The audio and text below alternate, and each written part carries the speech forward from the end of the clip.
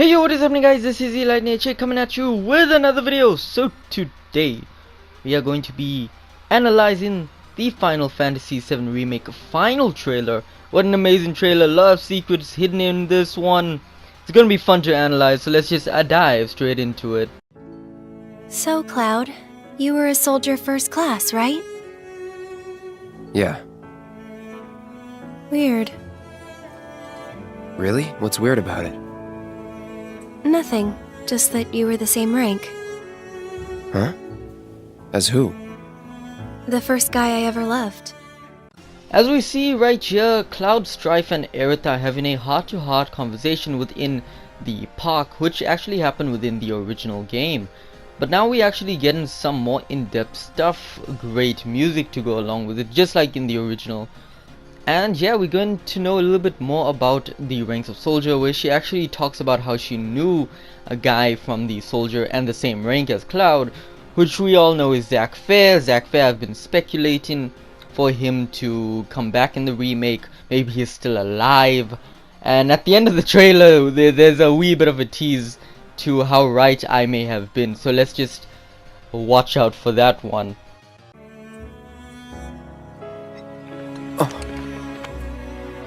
Wow. Your eyes.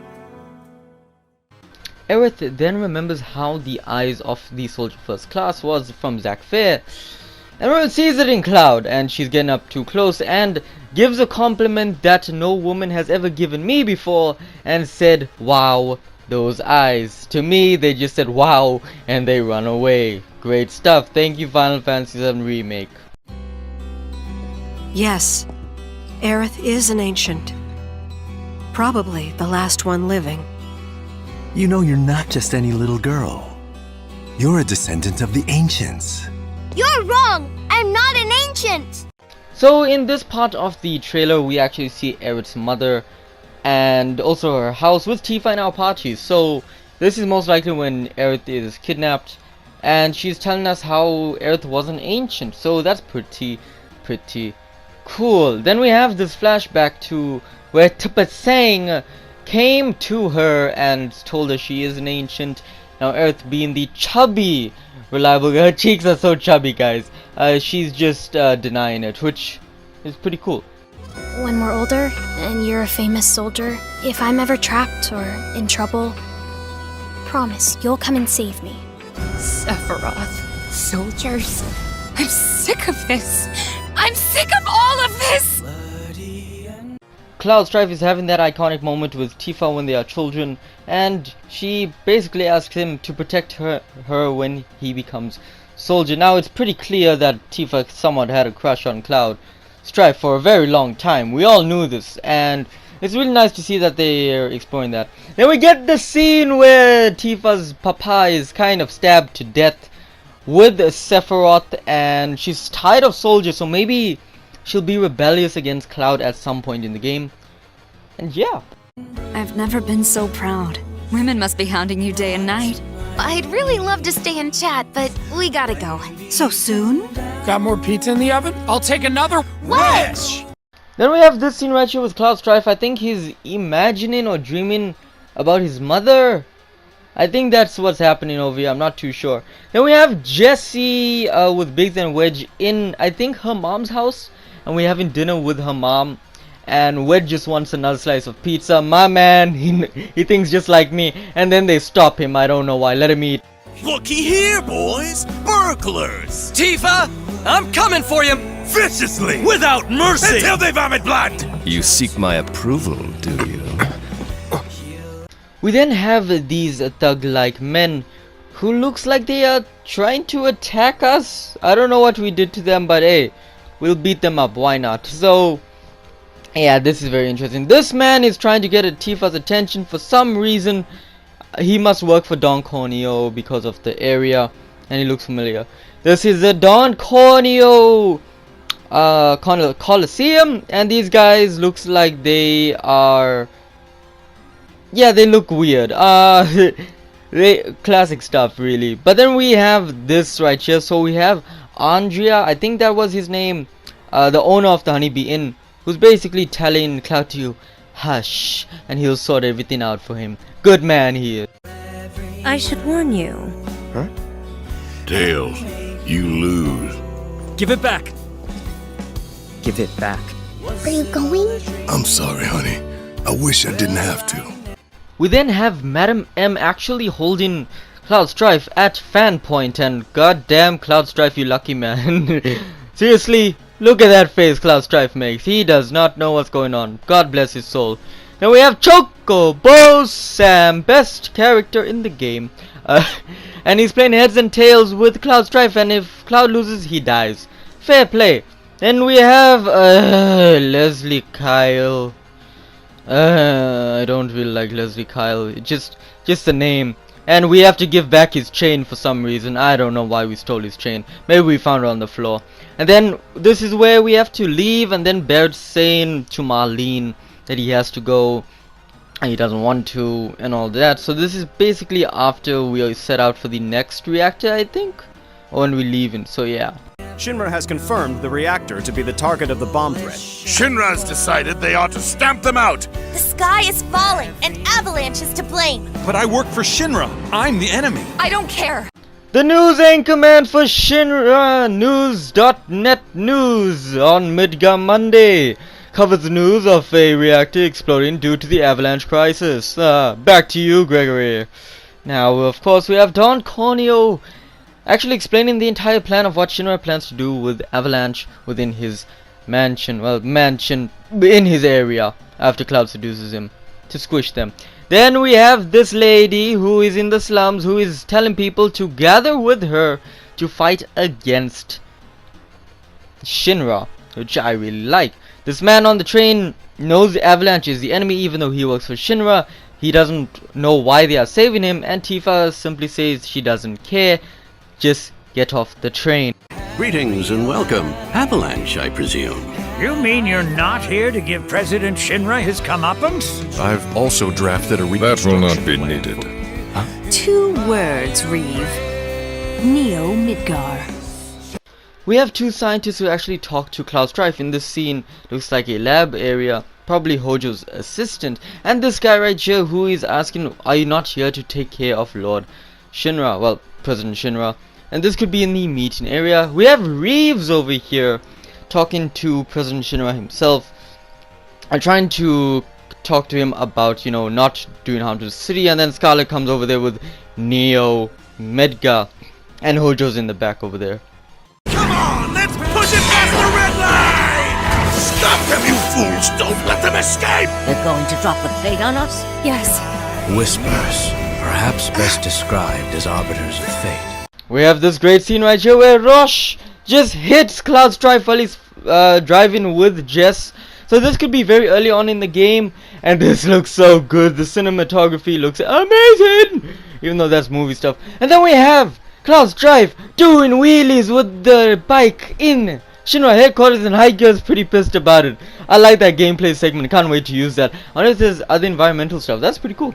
This lady from the slums is confirming why Aerith is doing what she's doing, and she's saying, they're gonna drop some stuff on you, so please move along. Then Red 13 and Tifa can actually see the Watchman of Fate, but Red 13 calls him in a different way, but I think it's still the same contents of Watchman of Fate. So that's pretty nice, but it looks like it's mainly focusing on Aerith, so which is pretty cool. No, you don't! Not when I'm working! I promise you will regret this. The sector in which you stand has been condemned. You're a soldier, aren't you?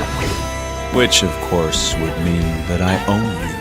We then have Reno being the best boy that he is and fighting Cloud Strife. This is where Cloud Strife is trying to put off that thing. I forgot what it was, but yeah, he's trying to put off that thing and Reno stops him.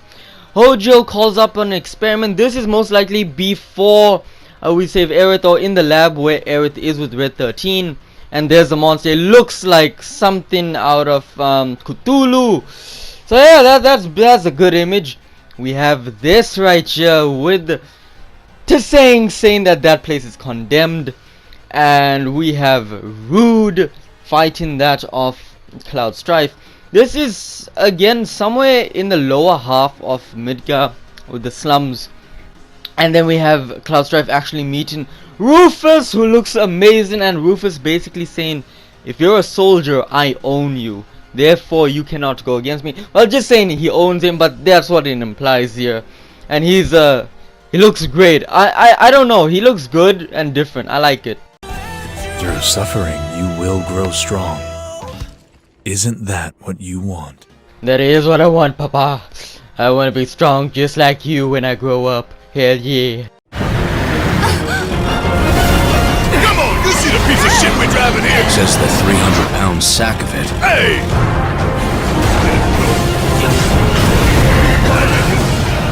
The motorcycle chase, iconic! It is.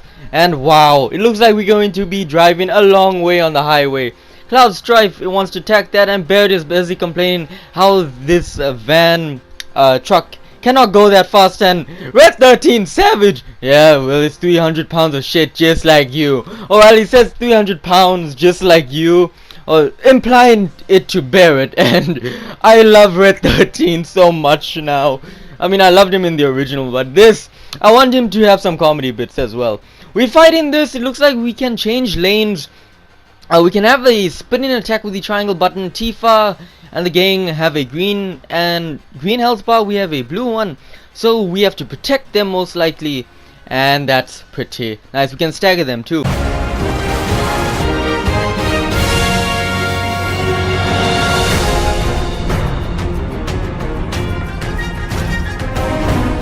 We have Cloud Strife running away from something, and he is running, not a fight sequence, more like a chase sequence. That's pretty cool. Walking alongside the gates to sneak around areas, sliding down some shafts, which is pretty good. We go in under stuff, which I think this is in the demo, so that's cool. We go in picking flowers with Aerith. I want to do this so much. And also we're going to carry children. We're going to carry Marlene as Aerith, which is nice. We're going to walk down to this Shinra area, and oh, that looks good. Flipping switches, and I think this is the Airbuster. I don't know 100% though.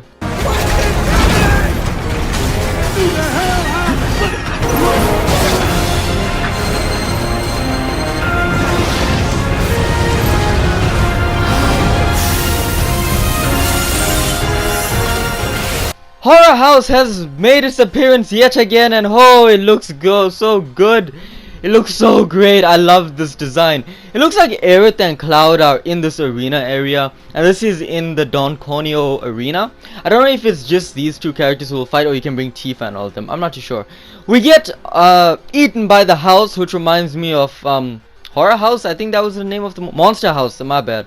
Yeah, it reminds me of that. It looks like it's one tanky boy, so that's gonna be a hectic thing. And I like the graphics in the background. Then we have some more gameplay of Ifrit shooting some stuff on some sweepers with the fire, because fire is good against sweepers. And yeah, Ifrit looks great. I really, oof, that's gonna hurt your eyes when you get the game. Then we have Shiva, who's doing her thing. I really like how, I think this is the same opponent she fought within one of the screenshots. And then we have the final limit right there.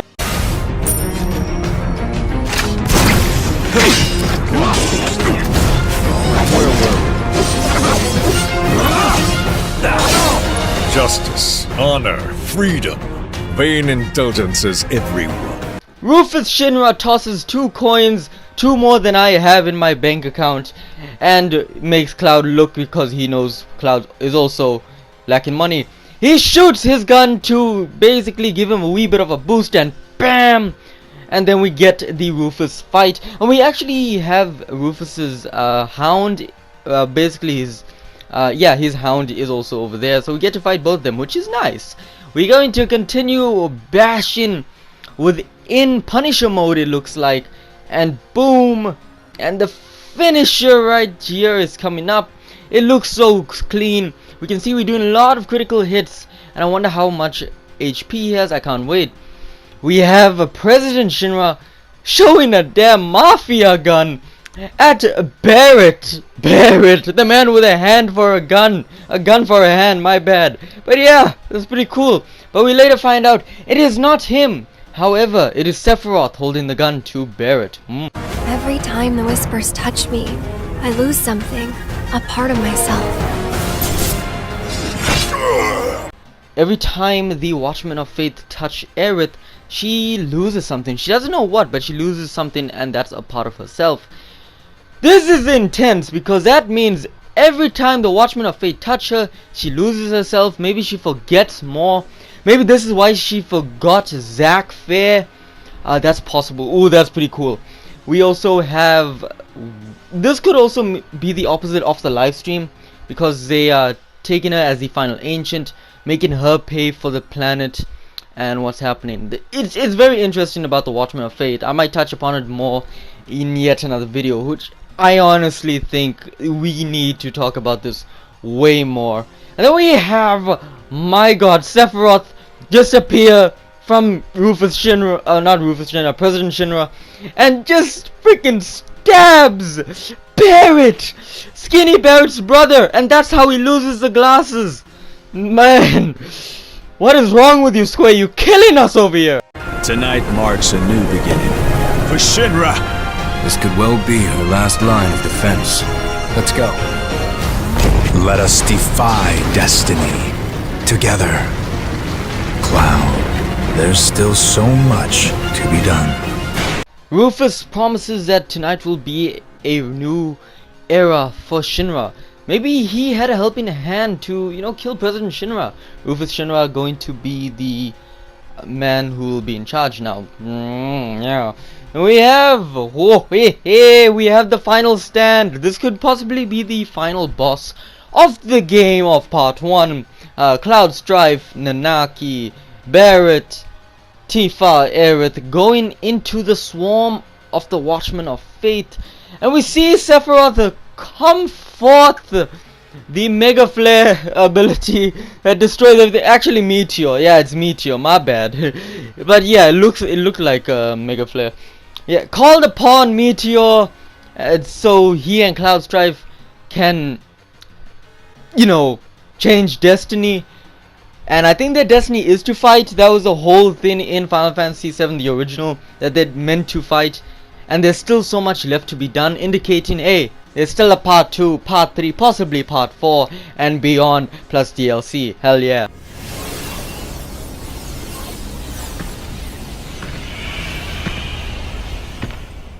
One of the most teaserific teasers of teasers history.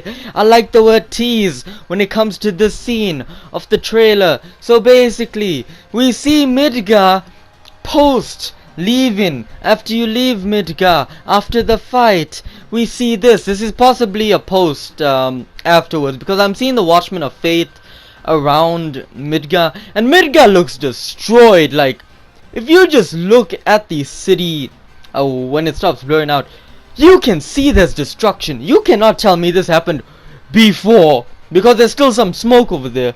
So it happened very recently, so you can argue that, hey, this happened afterwards. And then we get Zack Fair. Zack Fair's alive. I made a video, The Living Legacy. It's true. Zack Fair's alive. Hell yeah, we celebrate. Celebrate tonight. That was basically it for the trailer. I know there was quite a lot of stuff there. Honestly, great trailer. One of the best trailers to come out. I really liked it. It was really good. It was I wouldn't say my personal favorite. I think that was the last trailer where they introduced Nanaki. Maybe this one. It's between the two. I just love the Zack Fair stuff. Okay, I love the Zack Fairness, the teasers, the potential stuff that they teased for future games, and just the stuff we saw in general looked great, especially the motorcycle battles, cutscenes, all that good shit. Anyway guys, that is it for this video. Please leave a like, helps me a lot. Comment down in the comment section down below what you guys think. Share with friends, sharing is current, and most importantly, subscribe to become a fellow lightning bolt. Anyway guys, that is it for this video, and as always, this is the Lightning H8. Blaze out.